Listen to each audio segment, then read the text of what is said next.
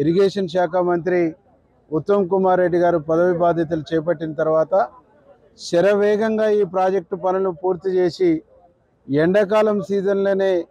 Left main canal ద్వారా రైతాంగానికి చెరువులు కుంటలు నింపి రైతులను ఆదుకునేటువంటి ఒక గొప్ప ప్రయత్నాన్ని చేసి ఆ ఎండాకాలము సీజన్లో రైతుల్ని గట్టెక్కించగలిగి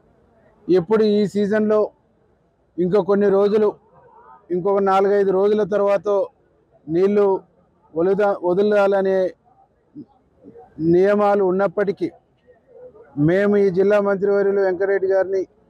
అట్లాగే ఉత్తమ్ కుమార్ రెడ్డి గారిని ముఖ్యమంత్రి గారిని రిక్వెస్ట్ చేసి ఇరిగేషన్ డిపార్ట్మెంట్ని రిక్వెస్ట్ చేసి ఈరోజు మేము ఒక 5 రోజుల ముందే నీళ్లు వదులుకుంటున్నాం. ఎందుకంటే నార్లు పోసిర్రు, వర్షాలు లేవు, పంటలన్నీ ఇబ్బంది అయ్యేటువంటి పరిస్థితి ఉన్నది. కాబట్టి ఈ నీళ్లు వదలడం ద్వారా గోపులాపల్లి చెరువు నుంచి నార్కెట్పల్లి చెరువు, అట్లాగే ఎడవెల్లి చెరువు, ఏపీ లింగోటం చెరువు, గచ్చుగూరు చెరువు, అట్లాగే పామనగుండకు సంబంధించినటువంటి వరకు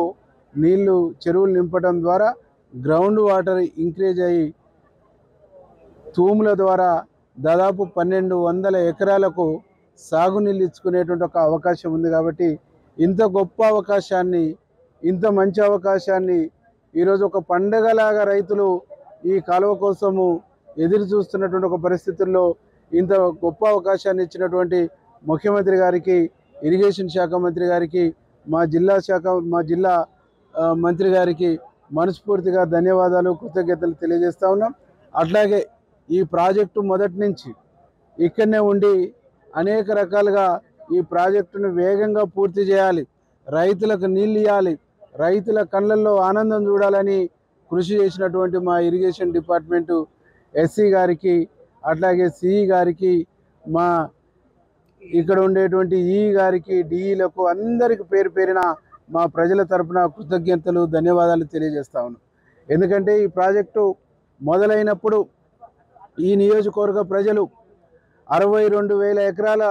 వరకు సాగునీళ్ళు వస్తాయని నకరికల్ నియోజకవర్గ ప్రజలు ఆనందపడ్డారు. వారి ఆనందాన్ని గడిచిన 10 సంవత్సరాల్లో ఉన్నటువంటి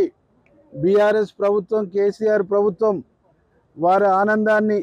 వారి యొక్క ఆశల్ని నెరవేర్చడంలో విఫలమైంది. ఈ ప్రాజెక్టు పైన వివక్షత చూపించింది. మా ప్రభుత్వం రాగానే మా జిల్లా మంత్రివర్యులు కోమటిరెడ్డి వెంకరెడ్డి అన్న ఈ ప్రాజెక్టు తన కలల ప్రాజెక్టు కాబట్టి, ఈ ప్రాజెక్టు తన విజన్ ప్రాజెక్టు కాబట్టి వేగంగా దీన్ని ఎమ్మడిపడి ముఖ్యమంత్రి గారి దృష్టికి,